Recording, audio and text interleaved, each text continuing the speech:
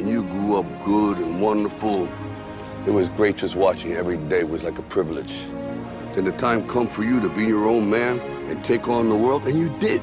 But somewhere along the line, you changed. You stopped being you. You let people stick a finger in your face and tell you you're no good. And when things got hard, you started looking for something to blame, like a big shadow. Let me tell you something you already know. The world ain't all sunshine and rainbows.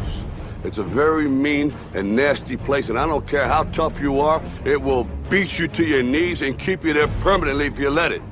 You, me, or nobody is gonna hit as hard as life. But it ain't about how hard you hit. It's about how hard you can get hit and keep moving forward. How much you can take and keep moving forward. That's how winning is done. Now, if you know what you're worth, then go out and get what you're worth. But you gotta be willing to take the hits and not pointing fingers saying you ain't where you wanna be because of him or her or anybody. Cowards do that, and that ain't you. You're better than that.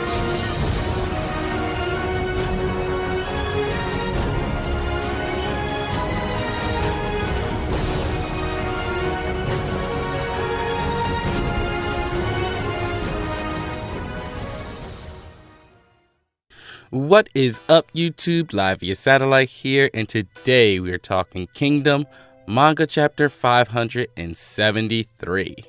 So man, oh man, what a chapter we had this week. I mean, I hear something big happened. But look, we got a lot to talk about. But you know what, man? The one thing that did not surprise me was when Heki went down. I knew Heki would get up. Think about it. I would have actually been more shocked if he didn't get up. And if you're sitting there wondering why, then guess what? You haven't been paying attention. You haven't been following the breadcrumbs that Horror Sensei has been laying out there. I mean, he's put in an unbelievable amount of foreshadowing for this particular moment. And here's what I mean. So when Rozo did that combo on Heki and had him looking just completely wrecked, he didn't know that Heki's been getting wrecked since the beginning of the series. This is nothing new to Heki. How many times have we seen him almost die? How many times has he been on death's door? How much punishment has this man taken?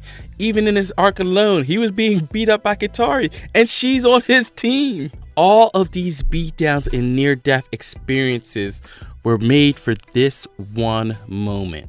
I mean, after 572 chapters of being this series' punching bag, it's no wonder that he's developed an elite level of resistance to getting his ass kicked.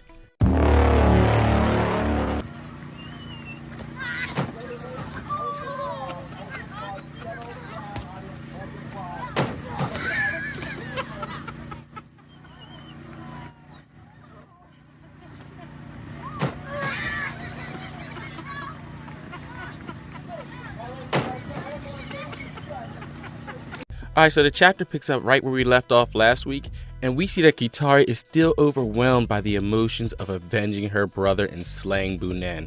But we also see that the entire battlefield now realizes what has happened. From Heki to the Figo King, everyone knows that Bunen is now dead. And seeing Rozo in front of him bathed in the blood of the Figo tribe, Danto realizes that he's the last obstacle left, but knows it's going to be easier said than done to defeat him. And as he goes in on the attack, declaring himself Danto, king of the Figo, Rozo lands a blow sending him flying, stating that a simple tribe leader as himself shouldn't be calling himself king. And that with the Kwangrang being the true ancestors of the Western Mountain people, then as king of the Kwangrang, in all actuality, he's actually their one and only true king. And that now he will show them what happens to those foolish enough to raise arms against the king.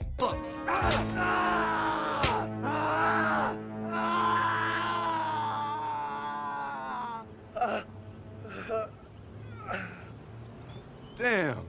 Then we find ourselves back over at Kitari, and we see that she's seeing Yotama and Baggio for the first time.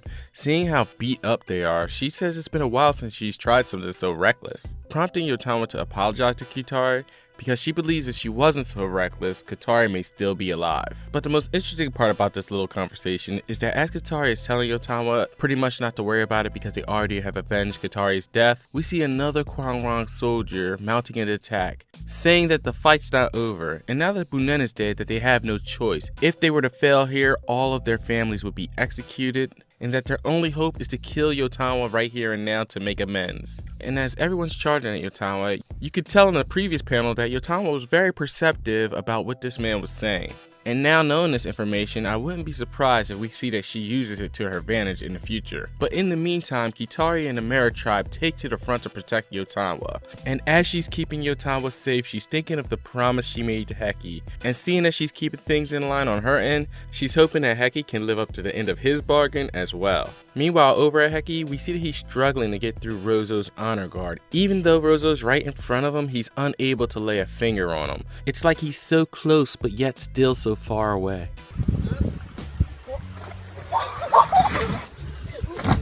Ooh.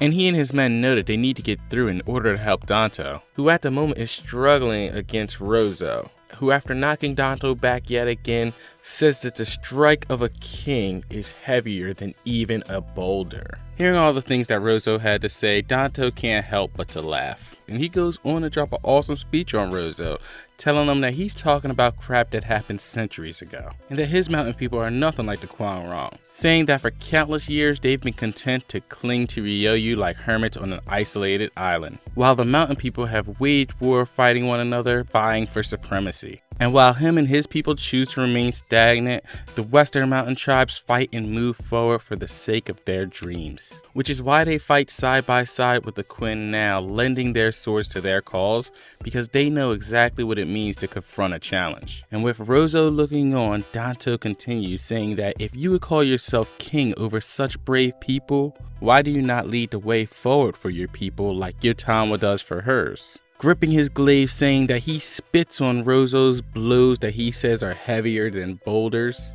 because the blows of a man that are willing to face the world are 1,000 times stronger, as he swings his glaive at Rozo, landing a hit, knocking him completely off balance. But he recovers quickly and returns the favor, sending Danto flying. But it's here where we find out that Danto's pretty much just been stalling Rozo all along, as we see him thinking, for crying out loud, how much longer do I have to pretend to be the bait before you're willing to make your appearance, Plainslander? Which to me was pretty funny, because usually we know who always plays the bait.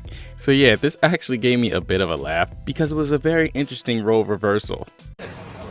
What is a rocket ship? Damn! He's a man! Show, all that ass! And then we see Heki bursting onto the scene directly behind Rozo, appearing to have a clean shot to be able to take Rozo out. And as he's about to land a finishing blow, it was at this moment he knew. He fucked up.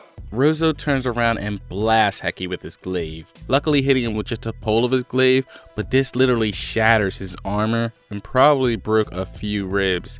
And as Heki's coughing up blood, Rozo continues to follow through with this swing, smashing Heki into the ground so hard that I think the only person who could possibly relate to this beatdown has to be Loki. I am a god, you dull creature, and I will not be bullied by that.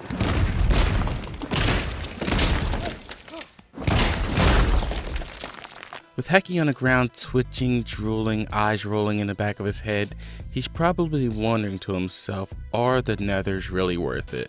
As Rozo raises his glaive in order to end this man's misery. But before he can strike, the Figo King slashes him from behind. But unfortunately, this strike on Rozo turns out to be a bit too shallow, and even though Danto tried to pull a double reverse and use Heki as the bait, Rozo is able to recover, turning around and simultaneously attacking Danto as he strikes him, sending both of their horses' heads flying as if they were piñatas. You better back up. Oh!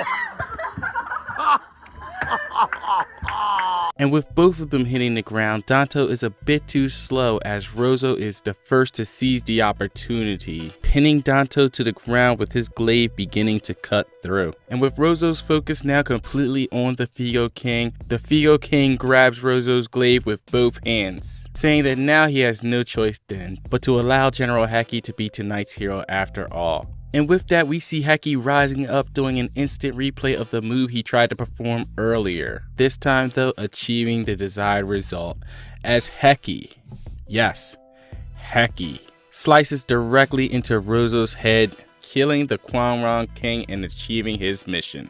And that was the chapter in a nutshell, guys. Alright guys, so to me that was a pretty good chapter of Kingdom. I think that everything played out the way that we actually needed it to play out. Now pretty much everybody thought that Heki was no match for Rozo, and to be honest, when you look at this fight, he really wasn't. The only reason he didn't find himself getting knocked out again the second time he jumped up is because the Figo King actually came in tremendously clutch, and by holding Rozo's glaive the way that he did, it allowed for him not to be able to turn around and crush Heki the way that he did before. And not taking anything away from Heki, because in the end he did get the kill, but we also can't be acting like he fought him in a straight 1v1 man versus man mano-y-mano duel. This was definitely a 2v1, and I think Rozo versus either one of these guys by themselves, they would have both wound up losing. Obviously Heki would have lost a lot easier than the Figo King, but in the end I believe Rozo was stronger than the Figo King as well. So even though Heki winds up with the kill, I still think the Figo King played a major role. And no, it obviously wasn't the most honorable kill, but have you ever heard the term, when in Rome, do what Romans do? I mean, these Zal boys play pretty dirty. Look at what happened with Bunin, with Katari. You got Akko pretty much getting jumped by Giyun and Benanji. And when it comes to the leader of the Zal, Raboku, he definitely isn't afraid to play dirty. Never forget, before Kika shot that arrow, Raboku gave him his thanks, fully aware of what he was about to do. So if anything, all Heki did was take a page out of Zal's military book. But with all the excitement that happened this chapter, it's probably pretty easy to overlook Danto's epic speech. And even though he said a lot of good things in it, two things that really stuck out to me was one, when he was comparing the Kwangrong to the mountain people. And basically what he was getting at is that the Kwangrong people seem to be content and stagnant, while the mountain tribe is still hungry and still pursuing its dreams. And looking at the battle between the Kwangrong and the mountain tribe, I think this definitely makes a big difference. Yotawa's people are not only more battle tested, but they also have a stronger desire to move forward. And as we learned from the famous words of Jason Kelsey, Hungry dogs run faster. But the second thing that stood out to me was that when he was speaking on the mountain tribe's ability to move forward and follow their dreams, he said it was just like the soldiers of Quinns, and because they know what it means to confront challenges, that is the reason that they help them with their cause. And the first thing that's actually brought to my mind when I was reading it was that this actually explains what Katari was talking about back in chapter 553. When Katari was telling Heki that he had some misconceptions about the mountain people and that they actually adored the plains dwellers more than he knew. And when Katari first said this, I was kind of wondering like why, but to me after Danto's speech, it kind of gives me a little bit of a reason to why they admire the plains dwellers so much. And the last thing I really wanted to talk about from this chapter is that now that Rozo's dead, it almost seems like a sure thing that Yotawa will take over the Kwangrong mountain tribe, especially the way the Kwangrong soldier was talking about their families being killed.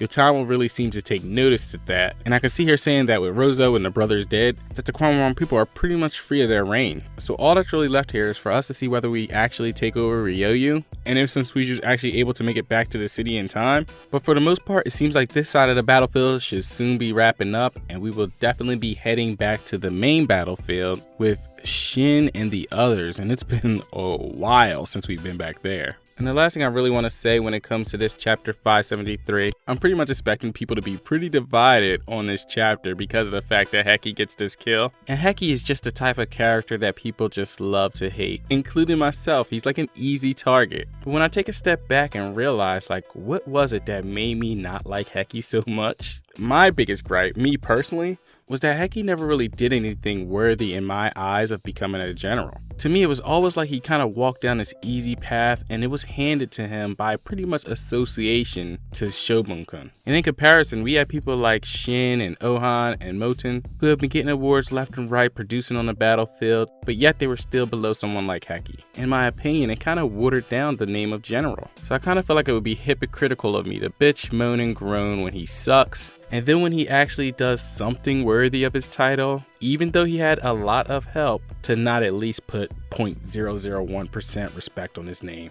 Alright, but enough of that, guys. Moving on to the comment of the week, and this week's comment comes from Nicholas Chung. And what he says is, plot twist. Turns out Rozo is somehow still alive and someone else takes him out. And you know what, guys? When I was reading that comment, you know what immediately popped into my head? I started to think, what if Heki actually did get knocked out and he never woke up, and everything that's happened since Rozo smacked him to the ground was all a dream in Heki's head? And in the next chapter, we actually see Heki waking up to the Figo King being the hero of this battlefield after slaying Rozo using Heki as bait. Could you imagine how much of a troll horror would be to do something like that? Please, horror, make this happen. That would be hilarious. But anyway, guys, that about does it for this week's review. Let me know what you guys thought of the chapter in the comment section below. Please leave a like if you guys enjoyed the video, and feel free to share, comment, and subscribe. Peace out.